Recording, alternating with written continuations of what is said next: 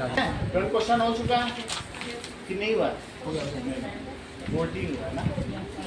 14 हुआ था। अब हम 12 करते हैं। 12 क्वेश्चन निकालो। That is sides AB and BC and median AB are respectively proportional to PQ, QR and median PM. देखो AB, BC एक ट्रायंगल बनाओ। तो AB हो गया, BC हो गया और मीडियन AD। और दूसरा कौन सा है? PQ। देखो PQ, QR और मीडियन क्या है? गिवन में क्या है? ये आसान सवाल है। गिवन है साइड AB, BC और AD। बोलो हर्षिता ये किसके प्रोपोर्शनल है? AB, BC, AD। ये किसके प्रोपोर्शनल है?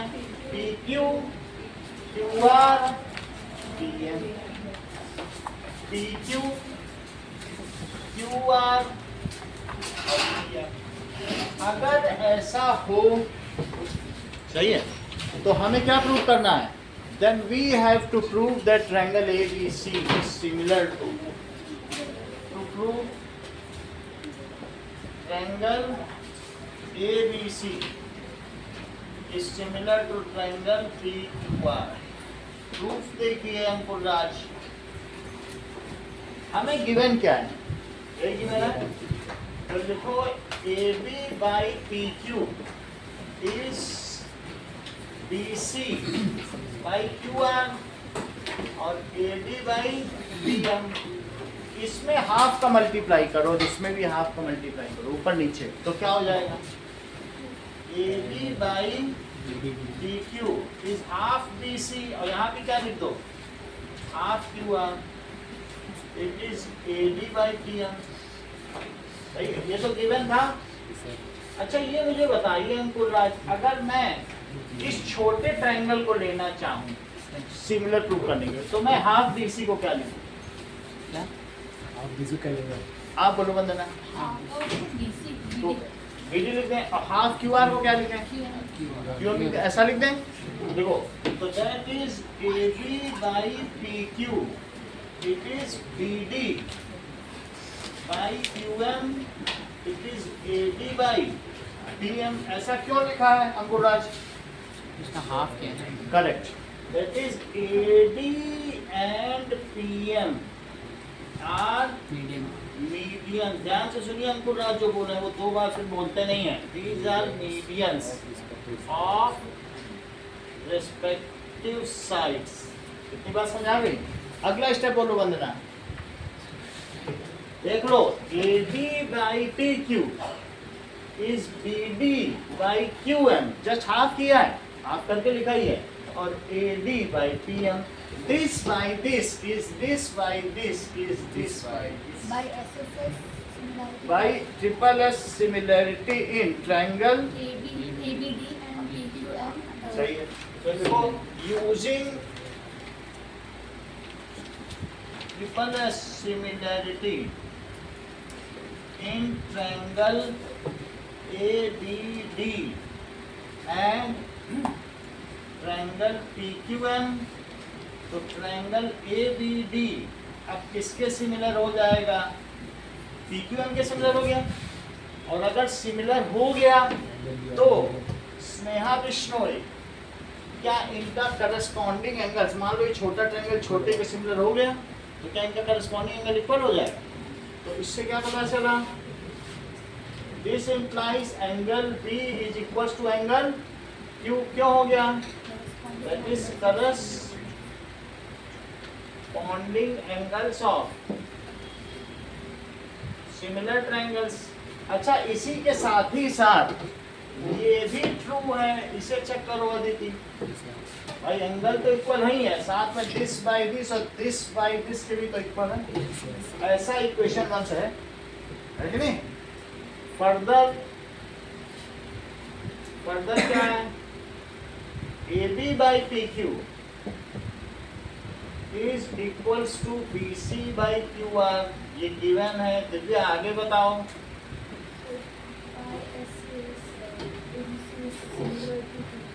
हाँ, सो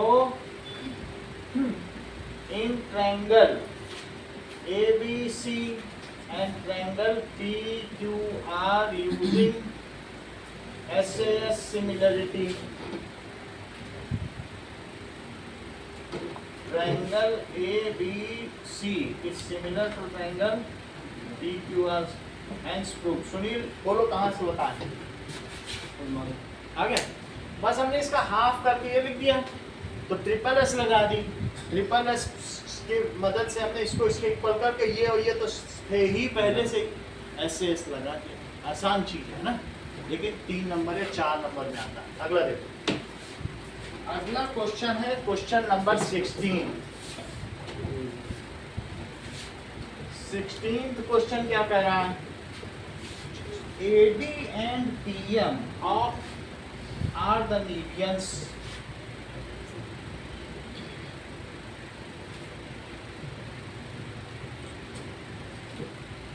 of triangle ABC and PQR. This is ABC and this is PQR, जिसके मीडियंस AD और PM है। मीडियन है तो मिड पॉइंट पे ही मिले, इस बात का ध्यान रखें थोड़ा सा, जहाँ मिड पॉइंट हो बीच में मिला हो। ओके, और हमें प्रूव क्या करना है, तो here prove that AB by PQ is equals to AD by PM। ये चलो, हमें गिवन क्या है, given triangle ABC is similar to triangle PQR, और क्या है, AD is median, ये median है इन ट्रायंगल ABC, और PM is median in triangle। तो हमको प्रूव क्या करना है, to prove angle AD by PQ is equals to AD by PM।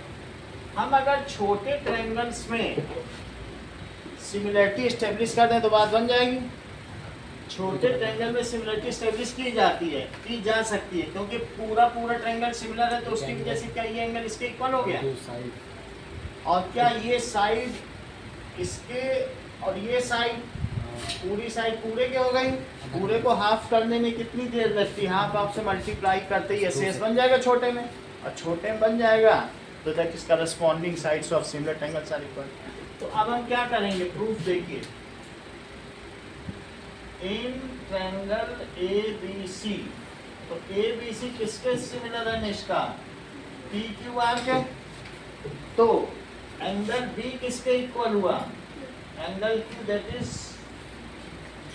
corresponding angles of similar triangles। एक स्टेप हमने बताया, अब एक आप बताइए।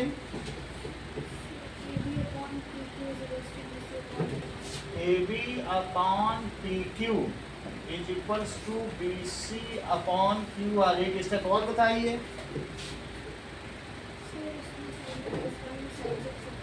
बहुत अच्छी बात है, that is corresponding sides of similar triangle। और बताओ एक step, AB upon PQ it is half BC upon half QR। तो AB upon PQ क्या हो जाएगा, it is BD upon QM। ऐसा क्यों होगा, है ना, AD and PM are medians of respective sides of respective triangles। अपने अपने ट्रायंगल्स की वे माध्यिकाएं हैं। तो अब एक हमारे पास इक्वेशन आपने कौन सी बनाई, एक तो ये बना ली और एक अभी अभी क्या बनाई, इन दोनों से आप ऐसे ऐसे लगा लें। So in triangle A B D and triangle P Q M using S A S similarity, तो उसकी वजह से क्या हो जाएगा। नो, अब सिमिलैरिटी यूज करो। तो triangle A B D is similar to triangle P Q M. Jyotsna, अगला स्टेप बताओ। AB upon PQ equals to AB upon PM by corresponding भाई corresponding सही। A B upon P Q is A B by, अच्छा बताया आपने, P M, that is corresponding sides of. आपको question number 12 और 16 करना है।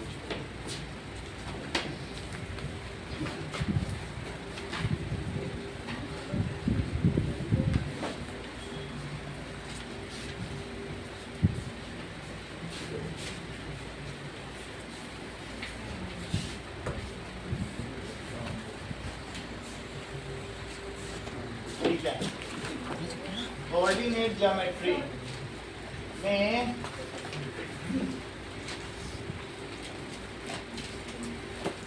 these are reference axis क्या होती है बोलो। the axis along which distance is measured, उसे क्या कहेंगे। the axis along which distance is measured is called reference axis। Reference axis दो हो सकती हैं, या तो x x डैश हो या y y डैश हो। तो these are x x dash. जब x x डैश कहेंगे तो उसे स्मॉल x एक्सिस लिखेंगे, इसका अपर केस है, इसका lower case. And y y dash, इसे small y axis. Reference axis cut each other at 90 degree. ठीक है, इतना छोड़ दो। रेफरेंस एक्सिस एक दूसरे को कहाँ कट करती है, 90 डिग्री पर। लो, और किसी का रह गया, चलो। रेफरेंस एक्सिस यानी x axis and y axis आपस में कहाँ कट करेंगी, 90 डिग्री पर। X axis and Y axis cut each other at 90 degree, and the intersecting point is called reference point. So what is, ये तो reference axis की definition हो गई कि जहाँ along which distance measure की जाए। reference point क्या होता है, ठीक है। रेफरेंस पॉइंट का मतलब क्या है, the point at which reference axis intersect each other, उसे रेफरेंस पॉइंट कहेंगे। All distances are measured from reference point. सभी डिस्टेंस कहाँ से मेजर की जाएंगे, यही है रेफरेंस पॉइंट। इस पॉइंट का क्या नाम है, reference point. That is reference point. और इस एक्सिस का क्या नाम है, रेफरेंस एक्सिस। और ये भी रेफरेंस एक्सिस है, सही। तो रेफरेंस पॉइंट क्या है, द पॉइंट एट विच, ठीक है, x and y axis cut each other. It is denoted by O, it is denoted by O, इसे ओ से डिनोट किया जाएगा। एंड ऑल डिस्टेंस कहाँ मेजर की जाएंगी, all distances are measured from O वो से ली जाएगी। अच्छा, अब इस चीज को क्या कहेंगे? ये पूरा reference axis along with reference point is called reference frame. इसे क्या कहेंगे? Reference frame.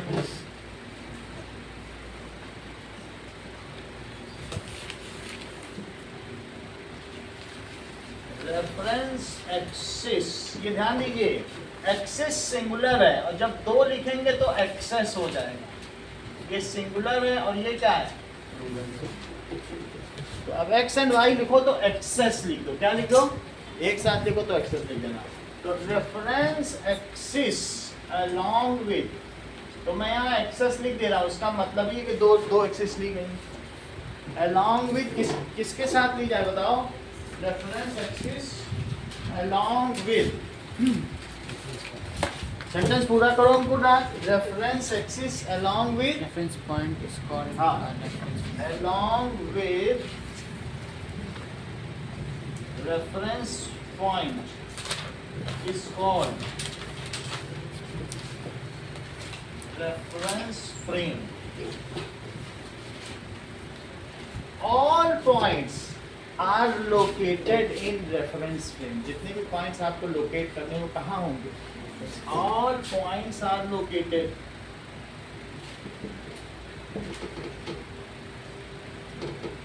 in reference frame. Coordinate geometry.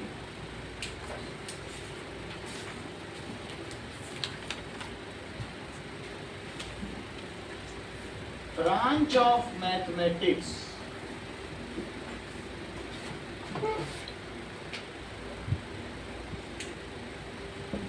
which deals with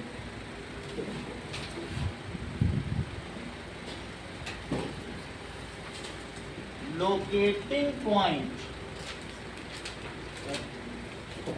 ठीक है, गणित की वह शाखा जो किससे डील करती है? which deals with locating point in reference frame। ये जो मैं फ्रेम दिख रहा है तुमको, इस फ्रेम का क्या नाम है? Reference frame. तो जो ब्रांच है वो इसमें पॉइंट दिखाने का काम करे और पॉइंट के बीच की डिस्टेंस पता करने का काम करे और पॉइंट के बीच में रेशो पता करने का काम करे। Which deals with locating points and calculating distances between points. It is called coordinate geometry. And calculating distance between points is called, इसे निर्देशांक ज्यामिति कहते हैं। That is coordinate geometry. Abscissa क्या होती है? The distance moved along x-axis is called abscissa. It can be positive or negative. ये positive भी हो सकती है और नेगेटिव भी हो सकती है। The distance moved along x-axis is called abscissa. It may be positive or negative. Ordinate क्या होता है? That is the distance moved along y-axis is called ordinate. It may be positive or negative. ठीक है? Coordinate of A point क्या होता है?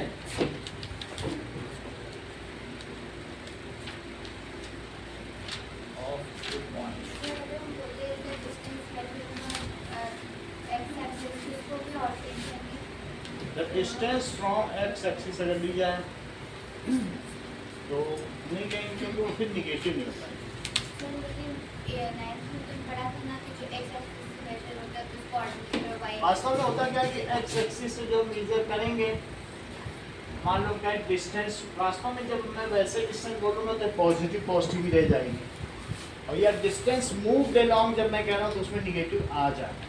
और ये called distance from this axis, तो तुम इसे y कहना चाहती हो, इसे ऑर्डिनेट कहना चाहती हो, लेकिन इस वर्ड में थोड़ा सा कंफ्यूजन है क्योंकि हम फिजिक्स में डिस्टेंस वर्ड यूज सिर्फ मैग्नीट्यूड के लिए करते हैं, तो कोई ये भी समझ सकता है ये डूबियस हो जाएगा कि निगेटिव नहीं है। सर वो गलत है।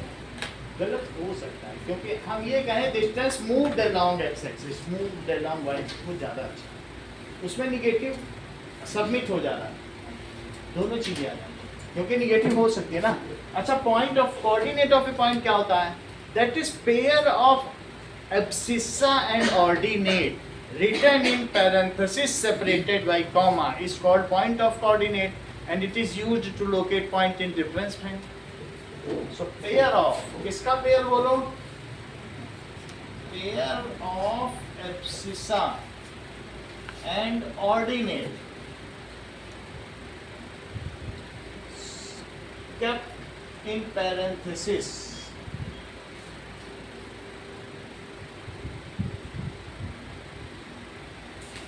and separated by comma is called, उसे क्या कहेंगे? Coordinate of the point. अगर हमें यहाँ पे एक पॉइंट ए दिखाना है तो ए पॉइंट क्या होगा? दैट इज एक्स वाई, इसे कहेंगे coordinate of the.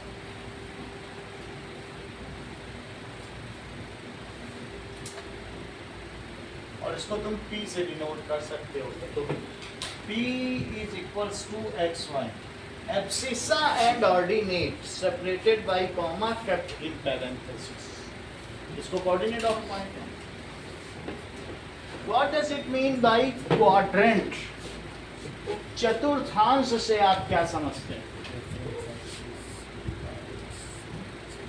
Now, that is axis subdivides reference frame in 4 parts. These 4 parts are called quadrant. जो ये दो एक्सिस हैं, ये क्या करती हैं? सब डिवाइड्स रेफरेंस फ्रेम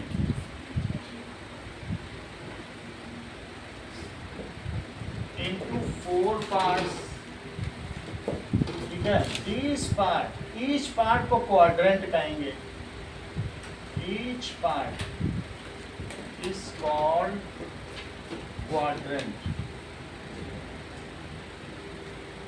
क्वाड्रा से ही क्वार्टर बना है, तो इसी तरीके से क्वाड्रा से क्वार्टर बना। जिस क्वार्टर में हम रहते हैं उस बिल्डिंग में 4 लोग रहते हैं। एयरफोर्स की जो बिल्डिंग होती है कितने लोग रहते हैं? 4 लोग, इसीलिए आप 1/4 में रहते हो और इसलिए उसे क्वार्टर कहा जाएगा। ठीक है, अगर मान लो ऐसी बिल्डिंग हो जिसमें 8 लोग हैं तो कह दो मैं ऑक्टर में रहता हूँ, और 6 फैमिली रहे तो मैं सेक्टर में रहता हूँ। 10 में से 10 में तो डेक्टर, सही है। तो हम लोग 4 वाले में रहते तो क्वार्टर में रहते, सही है। अब जरा देखो, इस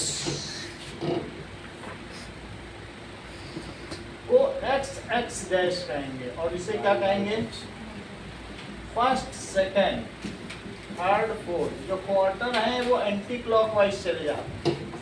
और फर्स्ट क्वार्टर का क्या नाम, क्वाड्रेंट का क्या नाम है? क्वाड्रेंट एक चतुर्थांश। तो क्वाड्रेंट नंबर 1, इसको लिखो XOY और इसके साइन क्या होंगे? अगर तुम्हें यहाँ पहुँचना है तो तुम कैसे पहुँच सकते हो? प्लस चलो, इधर प्लस होता है और फिर यहाँ से यहाँ भी प्लस चलो, तो क्या साइन हो जाएगा? Plus plus. क्यों? क्योंकि ऊपर प्लस चला जाएगा तो नीचे माइनस, इधर प्लस तो इधर माइनस। तो हमें यहाँ पहुँचने के लिए पहले इधर प्लस चलो, ऊपर चलने पे प्लस ही है, सही है। अच्छा, मान लीजिए राजश्री मैं यहाँ पहुँचना चाहता हूँ सेकंड क्वाड्रेंट में, तो क्या आप मुझे बताएंगे कि यहाँ पहले तो x चलो और फिर y चलो, तो इसका क्या साइन होगा? माइनस प्लस हो जाएगा क्योंकि ये माइनस और ये प्लस, तो माइनस प्लस। और ये थर्ड क्वाड्रेंट है, मान लीजिए यहाँ चले और फिर यहाँ आ जाए, मुझे थर्ड पे जाना है, तो इसका क्या साइन हो जाएगा? और अगर राशि मुझे फोर्थ में यहाँ पहुँचना है तो इसका क्या साइन? प्लस कॉमा माइनस, क्योंकि हम इधर चले जाएं तो ये प्लस है और नीचे जाने पे क्या होना है? माइनस। तो चारों का पॉइंट का नाम बताना है। फर्स्ट का एक्सो वाई है, सेकंड का आदित्य नाम बताओ। X dash o y, x dash o y, that is minus plus. Divya third का नाम बताओ। X dash o y dash, so that is minus minus, और फोर्थ का नाम हो जाएगा x o y dash, that is plus minus. सही है? अब देखिए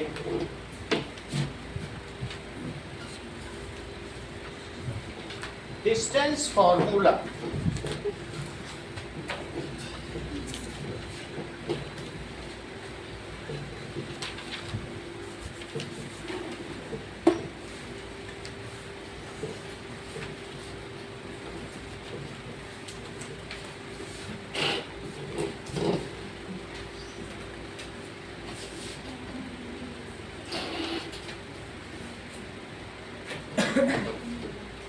now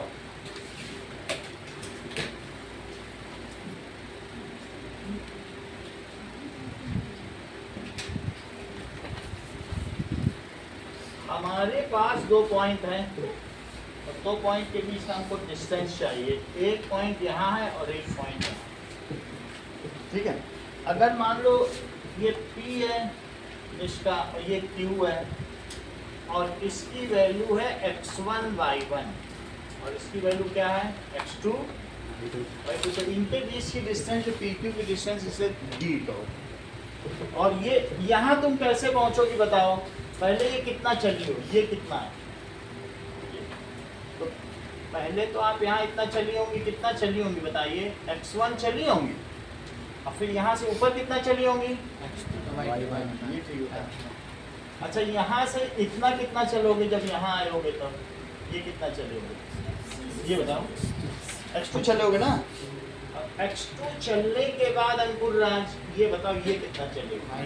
पहले ये चले होगे फिर तभी यहाँ पहुँचे होगे y2। चाहिए इसको इस पर परपेंडिकुलर डाल दो, परपेंडिकुलर हो गया। अब ये पी क्यू है, अपने मर्जी से पॉइंट दे दो ए डी सी और डी, या सी से ले लो डी, ये तो पी है ये तो डी तो देना भी। अब मुझे बताओ कि ओबी कितना है? वंदना ओबी बताओ। अब हमें पता नहीं, हम तो पूछ ही रहे थे आपसे। वो होने तो जो है वो भी बता दे कोई। आप बताओ सुनिए, ये कह रही है x2 नहीं है, x2 plus x1 plus x2। अच्छा मैं आपको थोड़ा हिंट दे रहा हूँ। अगर ये 6 7 है तो क्या ये इतना पूरा 6 नहीं और भी जोड़ना पड़ेगा क्या? ये पूरा 6 नहीं है। अगर मान लो मैं तुमसे ओ भी कहूँ x2 plus 0 हो जाएगा। 0 ना करो, ओ से भी चले ही 6 हो गए, सिर्फ 6 रखो। अब मैं इसे कह दूँ 3 4, तो ये 3 है, लेकिन हमें इस 3 से क्या लेना देना? हमें इस 3 से लेना, हमें लेना ही देना नहीं तुम कहाँ हो, हम 6 से चले। हमको क्या लेना देना तुम कहाँ हो, ये कहाँ है वो कहाँ है? क्या हम 4 लोगों का देख के अपना पॉइंट बताएंगे? हम 6 चले तो 6 है। ओबी का ओबी से कुछ लेना देना है, ओ से लेना देना है कि दूसरा पॉइंट का है? हम 6 चले हैं तो 6 है। तो ओ ए कितना है?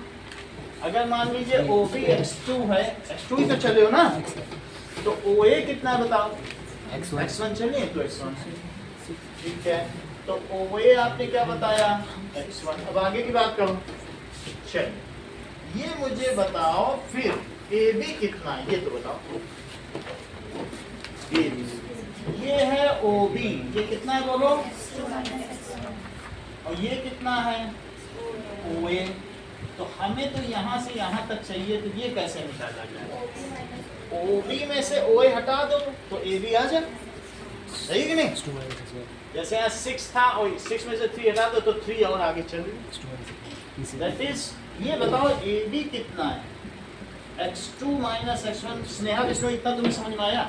अगर तुम्हें AB समझ में आया है तो तुम मुझे PC बताओ कितना है? AB तुमने बता दिया, AB का मैं लिख भी देता हूँ। AB तुमने कितना बताया बोलो? x2 minus x1। बोलो करेक्ट, बहुत अच्छा बताया। इन्होंने कहा सर जो AB है वही PC है। बहुत बड़ी बात कही इन्होंने। टैलेंट है तो है, कोई क्या कर सकता। इन्होंने कहा सर जो AB दिखा है ना, इनको ये बात मालूम होगी कि रेक्टेंगल में अपोजिट साइड्स इक्वल होती हैं। तो उन्होंने कहा सर आपने जब AB को क्या लिख दिया बताओ? x2 minus x1 x2 minus x1। तो इन्होंने क्या किया? x2 minus x1 ये ज्यादा अच्छा बताया। तो इन्होंने बोल दिया सर इसे भी आप x2 माइनस x1 रखो क्योंकि ये रेक्टेंगल है। बात की नहीं? रेक्टेंगल में क्या अपोजिट साइड्स इक्वल होती हैं? तो जैसा वंदना कहेंगे उसी हिसाब से हमें चलना पड़ेगा क्योंकि इन्होंने PC को x2 माइनस x1 कह दिया। बोलो बात समझ आई? चलो अभी एक चीज और बताओ दिव्या, ये मुझे बताओ PA कितना है और QB कितना है? सही है? अच्छा, PA is y1 और QB is y2। तो अब मुझे बताइए, ये आपने पूरा y2 बोला है, इतना कितना बोला है और इतना कितना बोला है आपने? भाईजान अभी यहाँ से यहाँ तक लिखा है। सिर्फ आपको दिव्या ये बताना है कि QC कितना है। ये चीज मुझे नहीं समझ। QC तो क्या इस पूरे में से, ये पूरा है तो पूरे में से इतना हटा दो, पूरे में से इतना हटा दो तो क्या बच जाएगा? QC। तो y2 में से तुम्हें क्या हटाना है? मान लो मैं इतना चाहूं अंकुर राज, तो क्या तुम पूरे 7 में से 3 कम कर दो? तभी तो 4 आ गया। चेक कर लो, इधर देखो नहीं, इसका ये 7 है और ये हाइट 4 है। तुम ये चाहती है तो तुम क्या करना चाहोगी? 7 में से 4 कम कर लो, अपने आप 3 आ जाए। तो QC कितना हो गया बोलो? y2 minus y1। वो भी यहाँ लिख दें, इसको क्या लिखा? y2 minus y1। अब ट्रायंगल PQC में पाइथागोरस थ्योरम लगा दो, दोनों है ना, क्योंकि एक 90 डिग्री है। तो in triangle PQC using Pythagoras theorem. ऐसा क्यों कर रहा हूँ? क्योंकि एंगल QCP की वैल्यू 90 डिग्री है। तो PC स्क्वायर और plus QC square is PQ square. सही है? PC देखो कितना है सरोज? x2 माइनस x1 और QC कितना है? y2 minus y1, y2 minus y1 का स्क्वायर। और इसको अभी अभी हमने D माना था, D माना था।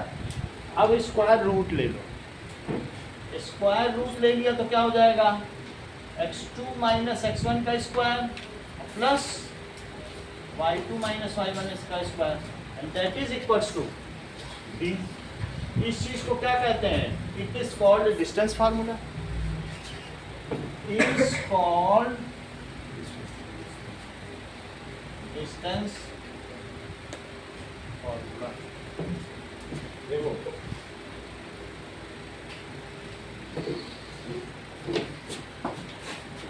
अब देखिए,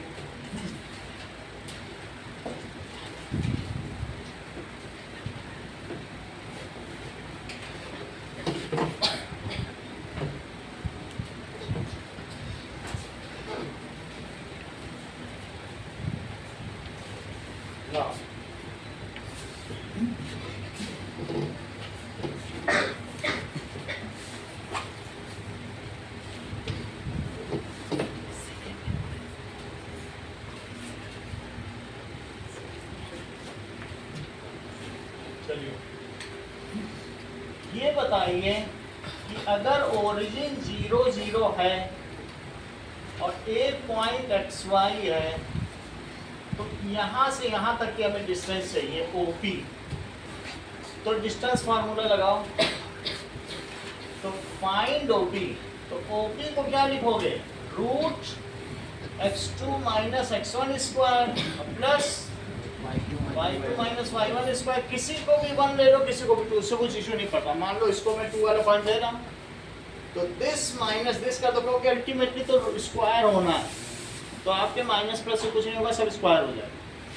तो करो x माइनस 0, इसके एब्सिसा से इसका एब्सिसा घटाओ, और इसके ऑर्डिनेट से इसका ऑर्डिनेट घटा दो, तो क्या आ जाएगा? Root x square plus y square. ये ओपी है। अब जरा देखो, मान लीजिए एक हमारे पास आशीष 3, 4 है पॉइंट, तो क्या आप मुझे बता सकते हैं कि 3, 4 पॉइंट की एक्स एक्सिस से डिस्टेंस क्या है, वाई एक्सिस से डिस्टेंस क्या है, और ओरिजिन से डिस्टेंस क्या है? एक्स एक्सिस से डिस्टेंस बताओ।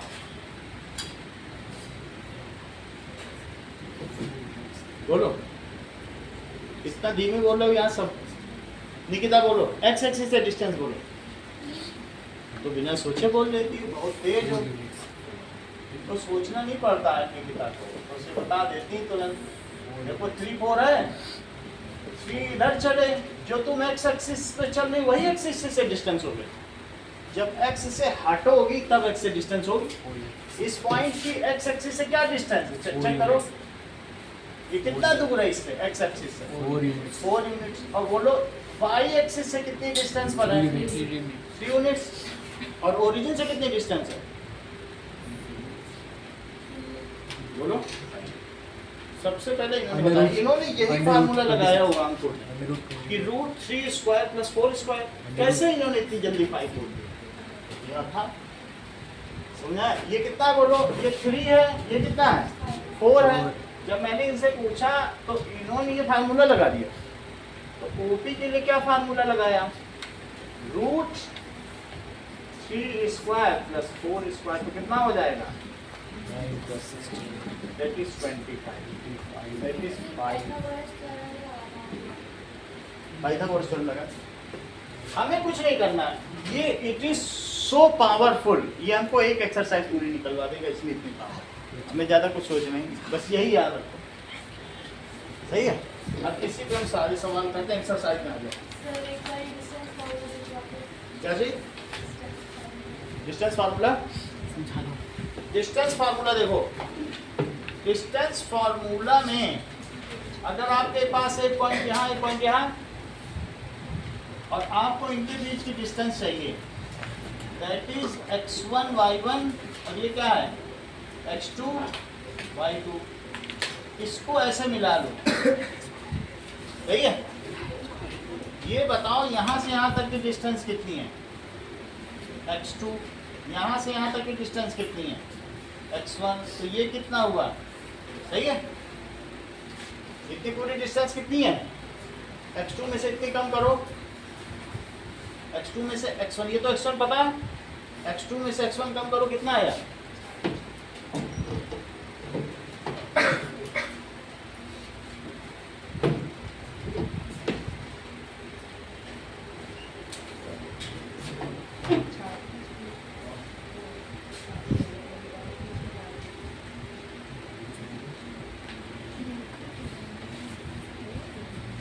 इतनी बात तुमको मोनिका समझ में आ गई? यहाँ से यहाँ तक तो x2 जाना पड़ेगा ना, और यहाँ से यहाँ तक x1। तो बोलो ये कितनी डिस्टेंस है? इसमें से इतनी कम कर दो। अब ये बताओ ये डिस्टेंस कितनी है? y2। ये y2 है, यहाँ से तो चढ़ोगी तभी तो y2 पहुँचोगी। और ये डिस्टेंस कितनी है यहाँ से यहाँ तक? क्योंकि y1 चला होगा। y1 कैसे आया ये? क्योंकि y1 हम चले होंगे यहाँ तक। हाइट कितनी है? तो इसे लिखो y1। तो बोलो यहाँ से यहाँ तक की कितनी हो जाएगी? y2 minus y1। और ये मुझे बताओ कि बेस स्क्वायर और प्लस परपेंडिकुलर स्क्वायर क्या हाइपोटेनस स्क्वायर होता है? तो that is x2 minus x1 square और plus y2 minus y1 square. ये कितना हो गया बोलो? डी स्क्वायर, तो डी की क्या वैल्यू हो गई बोलो?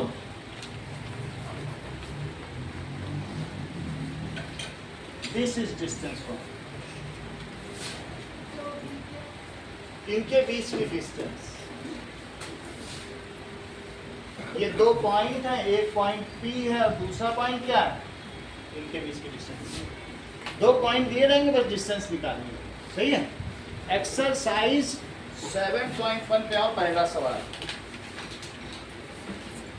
चलिए, दैट इज 3 हमारे पास पॉइंट्स दिए हैं। कौन कौन से हैं? एग्जाम्पल सभी कराएंगे, एक्सरसाइज पहले करो। फाइंड डिस्टेंस, तुमको क्या दिया है? 2, 3 एंड 4, 1।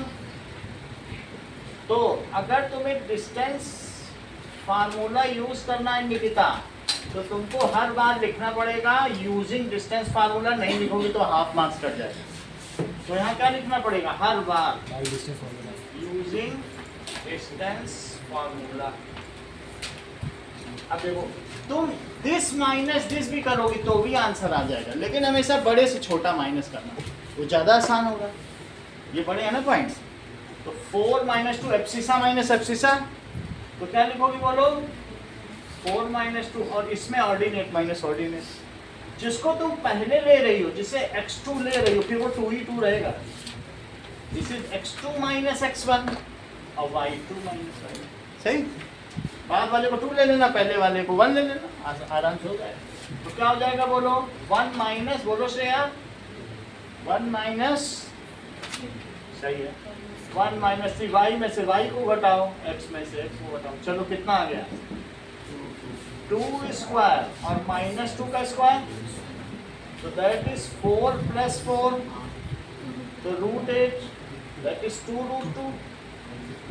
क्योंकि इसमें 3 2 है, तो एक तो 2 आ जाएगा बाहर। सेकंड क्वेश्चन देखिए, लिख सकते हो, यूनिट्स लिखो। चलो अगला देखिए, -57 और -13। जरूरत नहीं है जेल लगाने की। अरे लिखा है, अभी देख लेंगे बुक से। नहीं नहीं लिखा है, नहीं लिखा है तो लिखा है तो लिख लेंगे। बहुत जगह लगा रहता है। चलो अगला क्वेश्चन देखो, -57 सेकंड पार्ट, -57 और दैट इज -13। 3 पे फॉर्मूला लगाओ, x2 - x1 square plus y2 - y1 square, that is -1। देख लो, -1, ये तो इसकी वैल्यू ही है, +5 और फिर माइनस लिखो, और फिर x1 की वैल्यू लिखो, उसको ब्रैकेट में लिखना। इसका ब्रैकेट बंद करो, पूरा ब्रैकेट बंद करके इसको x2 - x1, सही है। और दूसरे में क्या करेंगे? 3 - 7 स्क्वायर। अब स्नेहा विष्णु यहाँ क्या लगवाएगी बताओ?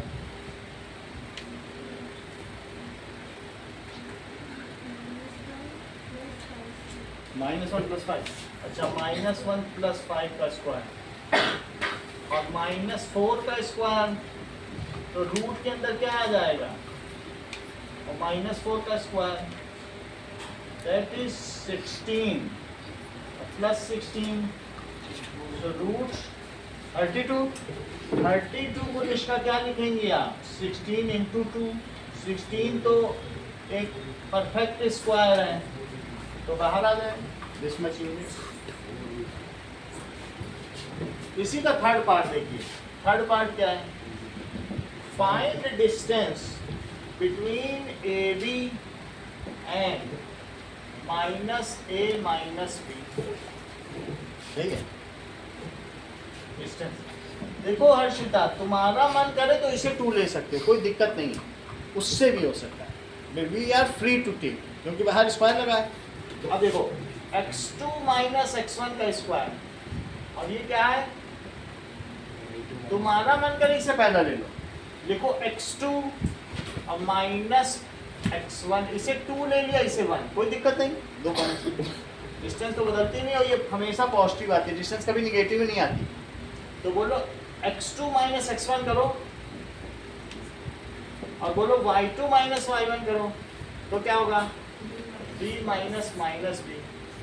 नहीं तो तीन तीन निगेटिव देखने से कितने अजीब लग रहे हैं, अगर मैं दिस माइनस दिस करता तो ज़्यादा सुंदर लगता है, नहीं? तो हमें इस चीज़ को अपने आप ही मैनिपुलेट करना है, कम निगेटिव है वो ज़्यादा ही अच्छा है ना, एक कम हो गया, फर्क कुछ नहीं पड़ेगा। तो देखो क्या लिखे हैं, a प्लस ए का स्क्वायर और b प्लस b का स्क्वायर। आशीष a प्लस ए का स्क्वायर क्या होगा बोलो? 4a स्क्वायर, क्योंकि ये 2a है और ये चीज क्या है 2b का square. So this is 4a square plus 4b square. Root के अंदर 4 कॉमन ले लो, चूंकि 4a के स्क्वायर नंबर है तो ये रूट के बाहर निकल जाएगा, लेकिन a square plus b square तो नहीं निकल पाएगा। दैट इज 2 तो बाहर निकल गया, लेकिन अंदर क्या रह गया? अगर मान लो ऐसा होता तब आयुषी क्या आ जाता? मान लो बाहर ही स्क्वायर लगाओ, अंदर अंदर ना हो, तब क्या आता? और हर्षिता तो कह रही कि सर इस पे भी स्क्वायर है तो ये भी बाहर आ जाएगा। हर्षिता तो इसको ऐसे देखती हैं और कहती है जो चीज जोड़े में होती है तो ये बाहर आए। आपका क्या विचार है? इसमें नहीं आ पाएगा क्योंकि यहाँ स्क्वायर नहीं लगा, सही है? आगे देखो, find the distance between, question में कहा गया है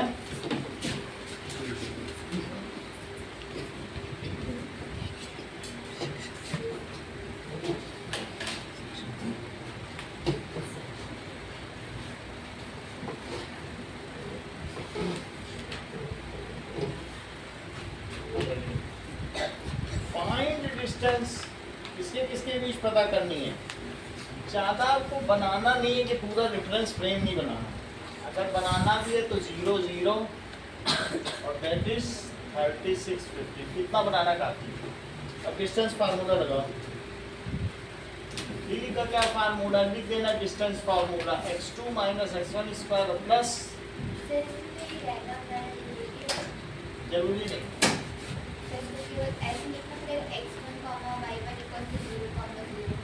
आप ऐसा लिख दो, इसी में बस प्लेस कर दो, कुछ लिखना भी नहीं। हाँ, आप लिख के बस वैल्यू प्लेस कर दो, जो रखोगे कोई पूछने वाला नहीं है। जब बड़े क्वेश्चंस होंगे तब फिर इस डायग्राम की मैं प्रैक्टिस करा रहा हूँ। मान लो 4 नंबर का आ गया तो एक ये बनेगा, एक ये बनेगा और बनेगा, तो मैं धीरे धीरे कराता ही चलता। सही। अब देखो 36 माइनस 0 स्क्वायर और 15 माइनस 0 स्क्वायर, यहाँ तक समझ आ गई? तो कितना हो जाएगा 36 का स्क्वायर कितना होता है? 1296। कितना? 196 तक सुनाई पड़ रहा, आगे सुनाई नहीं पड़ रहा। 1296 और प्लस 225, तो फिर इनको जोड़ो, 1296 और 225 को ऐड करिए, 9 को 11 1521 हो जाएगा। 1521 कितनी बार समझ आ गई? कितना वो देख लेंगे। 1521 है, देखो इतनी बात तुम्हें समझ में आ गई। यहाँ पे आ जाओ, पीछे से जोड़ा बनाओ। कभी भी जब स्क्वायर रूट निकालना हो तो क्या करिए, पीछे से जोड़। अगर मान लो आपके पास 2 3 5 7 9 हो तो पीछे से ऐसे जोड़ा बनाना, एक बच जाए। अब इसको किससे करें? 1521 करो। अब देखो 3 से भी कर सकते हैं, 4 से भी, तो 3 से करो। 3 3 जा 9 है, कितना बच गया? 6 2 1। इसको 3 को इसके नीचे लिख दो तो कितना आया? 6। अब आप 6 से कर रहे हैं तो 1 से पता चल रहा है कि यहाँ जो लिखोगे वही यहाँ भी लिखोगे। तो अगर 9 लेंगे तो 9 9 जा 81 बना भी जाएगा। अरे तो करके देख लो कि 69 इंटू 9 कितना होता है। 9 9 जा 81 और 9 6 जा 54। 54 में 8 जोड़ो 62, तो 62 वही चीज आ गई, तो 6 2 1। और नहीं तो आप प्राइम फैक्टराइजेशन करते तो 13 तक जाना पड़ता, 13 और 30 के आपका क्या आ जाएगा बताइए। दिस इज 39, आगे करिए 39 यूनिट्स आ गया। Can you now find the distance between 2 points A and B discussed in section 2? तो वो देख लेंगे सेक्शन 2 में कहीं लिखा होगा। अगला क्वेश्चन देखिए, थर्ड क्वेश्चन देखो, 3 पॉइंट्स कब कोलिनियर होंगे? कंडीशन ऑफ कोलिनियरिटी क्या होती है? 3 पॉइंट्स, ठीक है। 3 points through which a line can be drawn are said to be collinear. Through which a line can pass. ऐसा हम लोग बहुत समय से पढ़ रहे हैं। 3 पॉइंट से लाइन चली जाए तो कोलिनियर कहे जाते हैं कि नहीं? अब जरा देखो, that is ABC. It is 1 5 2 3 और क्या है -2 -11. So points through which, और कितने पॉइंट्स? 3 या मोर पे ही कंडीशन लगती है, 2 पे तो नहीं लगती। 2 तो हमेशा ही कोलिनियर होंगे, 2 पे क्या collinear? Through which a line can pass, 3 और more points through which a line can pass are called collinear.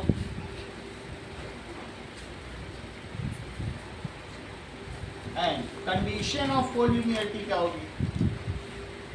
Condition of collinearity, AB plus BC it is equals to AC. क्या करो? AB plus BC करो तो क्या आ जाना चाहिए? AC तभी है। अगर मान लो ऐसा हो,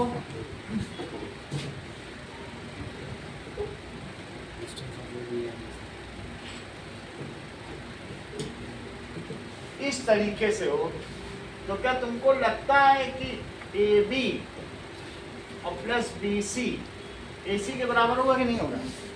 ये ज्यादा बड़ा है, इन दोनों का सम क्या होता है? हमेशा।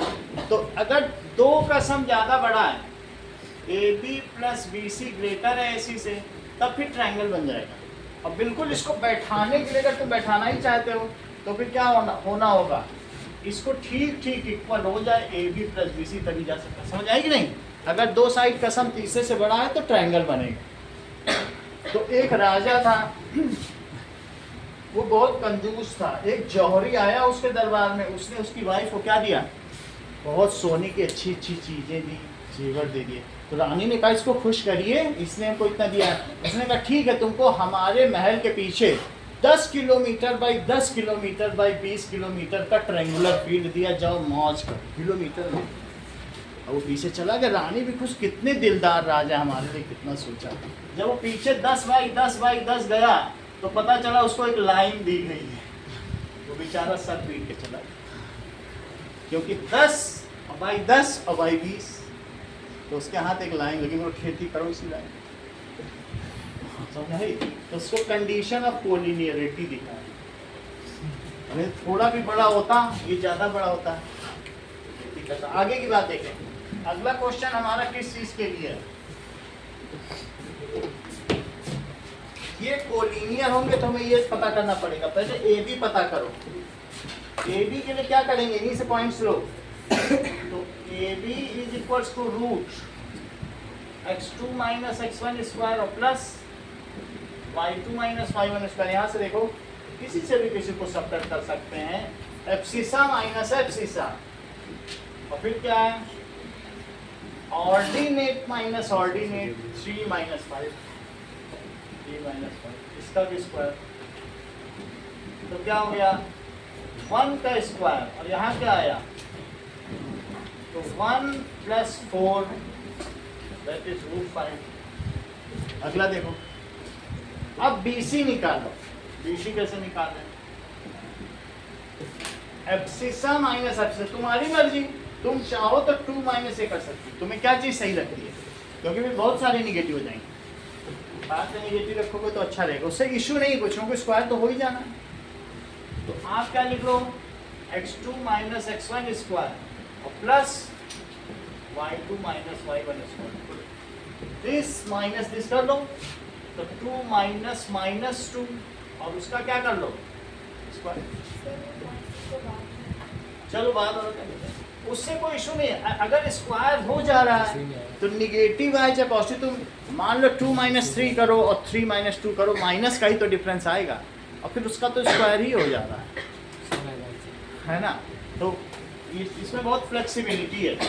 और अब देखो तुमने दिस माइनस दिस किया और दिस माइनस दिस, उन्हीं का डिफरेंस है। तो बोलो 3 माइनस माइनस 11, आपको दोनों तरह से हमने करके दिखा दिया है, जैसे आपको ठीक लगे वैसे, फर्क नहीं आएगा। कितना आ जाएगा बोलो, 4 स्क्वायर, और यहाँ कितना आ जाएगा 14 स्क्वायर, तो कितना आ रहा है 16 प्लस, तो ये कितना आ गया 100 200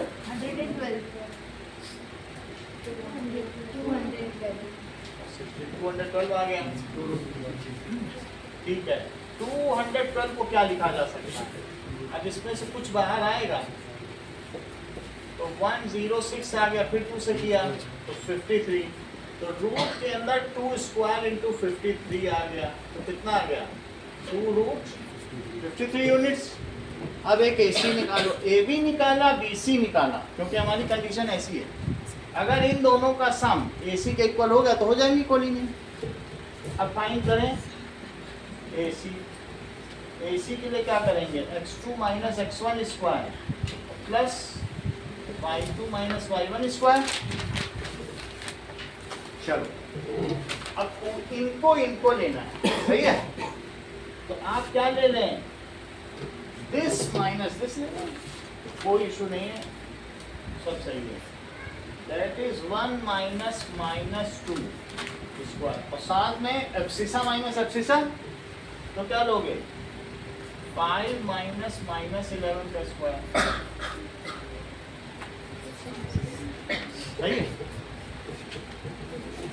दैट कम्स एज 3 स्क्वायर, और यहाँ से क्या आ जाएगा 16 स्क्वायर, तो 9 प्लस 256, ये कितना आ जाएगा 256, तो और उसमें 9 जोड़ दो 265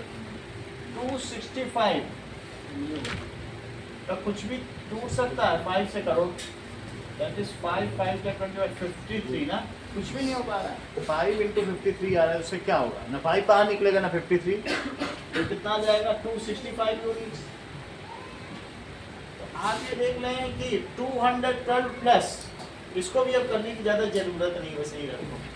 तो अब ये देखो कि एस AD प्लस BC, ये कितना है, इट इज AD कितना है √5 और plus √212 which is not equal to AC √265, ये तो इसके इक्वल नहीं हो सकता है। सो ABCR these are not collinear, इसलिए कोलिनियर नहीं हुए। अब देखिए नाउ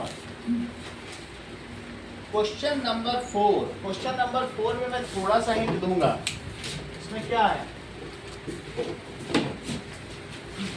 आपको ये बताना है कि आइसोसेलेस ट्रायंगल है कि नहीं। तो कैसे पता करेंगे, डिस्टेंस फार्मूला लगाना, ये पॉइंट ले लेना। अब इसमें आप एक को ले लो, क्वेश्चन नंबर 4 में 5 माइनस 2 2 3, हमको ये भी नहीं पता कि कौन से दो साइड्स इक्वल हैं, कुछ भी नहीं पता है। और कौन सा दिया है, 5 माइनस 2 6 4, दैट इज 6 4, और कौन सा है 7 माइनस 2, तो आप ऐसा करना, ए बी निकालना, ए सी निकालना, find A B, A C and B C. अगर दो साइड इक्वल आ जाए तो कंक्लूड कर लेना एक कोलिनियर है, और नहीं आए, if you find it two sides equal, then say that it is isosceles triangle. So if two sides are found, कैसा पाया जाए बोलो, equal, then it is isosceles triangle.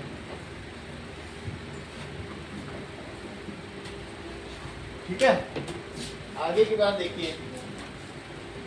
मान लीजिए एक आपके पास क्वाड्रिलेटरल है, तो इन क्वाड्रिलेटरल अगर मान लीजिए क्वाड्रिलेटरल है, अपोजिट साइड्स अगर आपको इक्वल मिल जाए और डायगोनल्स ना इक्वल मिले तो इसका क्या होगा? नहीं, ये कह रहे हैं कि क्या कंडीशन है, फिर से बोलो।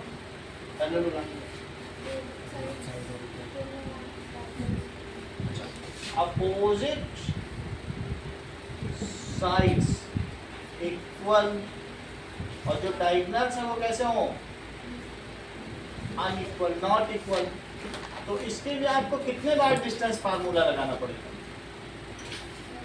6 बार, क्योंकि आपको तो ए बी भी निकालना पड़ेगा, बी सी भी निकालना पड़ेगा, सी डी भी और डी ए भी, और दोनों डायगोनल भी निकालने पड़ेंगे। अच्छा, अब ये मुझे बताइए कि अपोजिट साइड्स इक्वल मिल जाए और साथ में डायगोनल भी इक्वल मिल जाए अंकुर, तो क्या होगा? अपोजिट साइड्स इक्वल मिले और डायगोनल भी इक्वल मिल जाए तो क्या होगा? दिस इम्प्लाइज, ये क्या है? It is parallelogram. ये बात तो तुम्हें समझ में आ गई। और दूसरी चीज बोलो, वो हम देखेंगे। ये तुम्हें समझ आया कि अपोजिट साइड्स इक्वल और डायगोनल्स कैसे बोलो? Also equal. डायगोनल्स भी इक्वल हो जाए तो क्या होगा? It implies it is rectangle.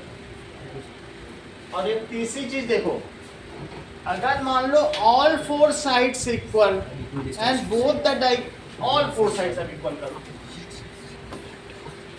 ये देखो, अभी अभी इन्होंने बोला कि नहीं अदिति ने?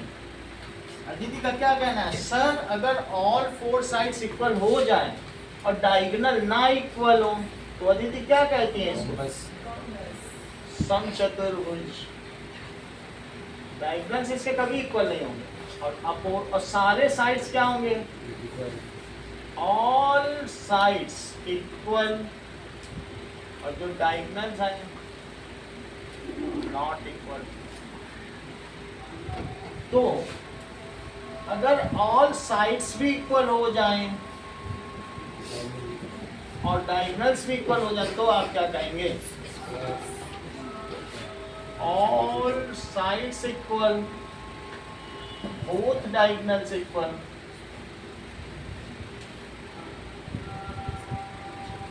तो क्या हो जाएगा? It is rhombus. और ये क्या हो जाएगा? It is square. सही है। अगर एडजेसेंट साइड्स इसका इक्वल हो जाए और वन डायगोनल भी इक्वल हो, एडजेसेंट साइड्स इक्वल हो, बस वन डायगोनल बाइसेक्ट हो, बाइसेक्ट अभी हम नहीं देखेंगे, बस एडजेसेंट साइड्स इक्वल, तो उसे क्या कहेंगे? काइट। ठीक है, उसमें डायगोनल का तुम लोगों को पता है ना, डायगोनल एक तो ठीक ठीक बाइसेक्ट होता है और एक नहीं होता, ये बात तुम्हें मालूम है? वो आगे देखेंगे, वो अगली एक्सरसाइज है। लेकिन तुम समझ लो, adjacent sides, both pair of adjacent sides equal, तो क्या बन जाएगा? काइट। इफ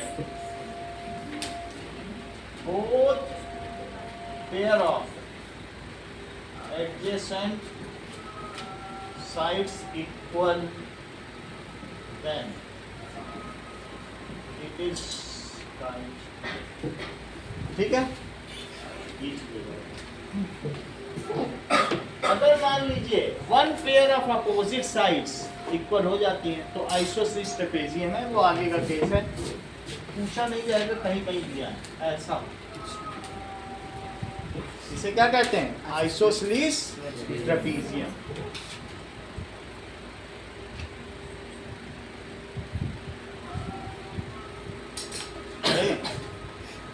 चलो कितनी बात हो गई। एक और इसी में क्वेश्चन नंबर 6 में क्वेश्चन है। क्वेश्चन नंबर 6 देखो,